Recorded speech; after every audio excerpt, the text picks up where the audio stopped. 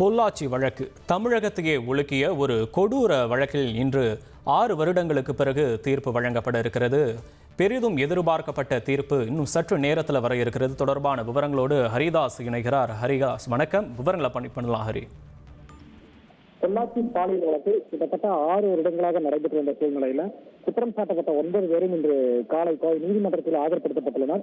இந்த சூழ்நிலையில அவர்களிடம் பல்வேறு வகைகளில் குறிப்பாக ஆன்லைன் வழியாகவும் அதே போல நேரில் அழைத்தும் பல்வேறு கட்ட விசாரணைகளானது நடைபெற்று வந்தது. சிபிசிஐடி அதிகாரிகள் அவர்கள் செய்த குற்றங்களுக்காக பல்வேறு இடங்களிலும் தொடர்ந்து விசாரணை மற்றும் சாட்சியங்களிடம் விசாரணை போன்ற பல்வேறு விசாரணைகள் 6 வருடங்களாக நடைபெற்று வந்த சூழ்நிலையில கடந்த ஒரு வாரத்திற்கு முன்பு மே 13ஆம் தேதி வந்து தீர்ப்பு வழங்கப்படும் என்று சிறப்பு நீதிமன்ற நீதிபதி நந்தினி தேவி அவர்கள் உத்தரவிட்டுள்ளார். இந்த சூழ்நிலை தற்பொழுது அந்த 9 பேரும் கோவை நீதிமன்றத்திற்கு காலையிலேயே 8 மணி அளவிலேயே அழைத்து வரப்பட்டனர். அதனைத் தொடர்ந்து கோவை நீதிமன்றத்தில் உள்ள 4 நுழைவாயிலும் பலத்த போலீஸ் பாதுகாப்பு போடப்பட்டது. குறிப்பாக பொதுமக்கள் யாருக்கும் உள்ளே செல்ல அனுமதி இல்லை.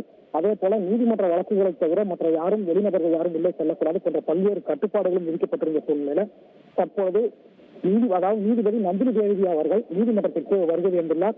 அவர் தற்பொழுது இன்னும் சிறிது நேரத்திற்குள் அந்த மிகவும் சுவாரஸ்யமாக எதிர்பார்க்கப்படக்கூடிய அந்த உச்சபட்ச தீர்ப்பை வழங்க உள்ளதாக தெரிவித்துள்ளனர். இந்த சூழ்நிலை தற்பொழுது நீதிமன்றம் ஒரு பரபரப்பாக காட்சியளிக்கிறது. அந்த 9 பேரும் தற்போது அழைத்து வரப்பட்டு நீதிமன்றம் முன்பு ஆஜர்படுத்தப்பட்டுள்ளனர்.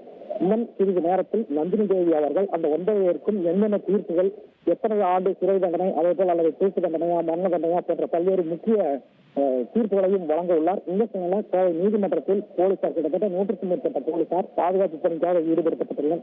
அதே போல பல்வேறு வழக்குகளுக்காக வந்துள்ள பொதுமக்களும் அந்த சுற்றி இருந்து அந்த தீர்ப்பு எப்படி இருக்கும், எவ்வாறு இருக்கும் என்று ஒரு எதிர்பார்ப்போடு காத்து நிற்கின்றனர். தற்பொழுது கோவை நீதிமன்றம் ஒரு பரபரப்பான சூழ்நிலையை அடைந்துள்ளது. நீதிமன்றத்தில் உள்ள 4 நுழைவாயிலும் பொதுமக்களும் ஆவலோடு இந்த தீர்ப்பிற்காக எதிர்பார்த்து காத்திருக்கின்றனர். இன்னும் சரியாக ஒரு அரை மணி நேர அளவில் இந்த தீர்ப்பானது வாசிக்கப்பட உள்ளது. தந்தி டிவியை உங்கள் கேபிள் டிவி ஆபரேட்டரிடம் இலவசமாக கேட்டு பெறுங்கள்.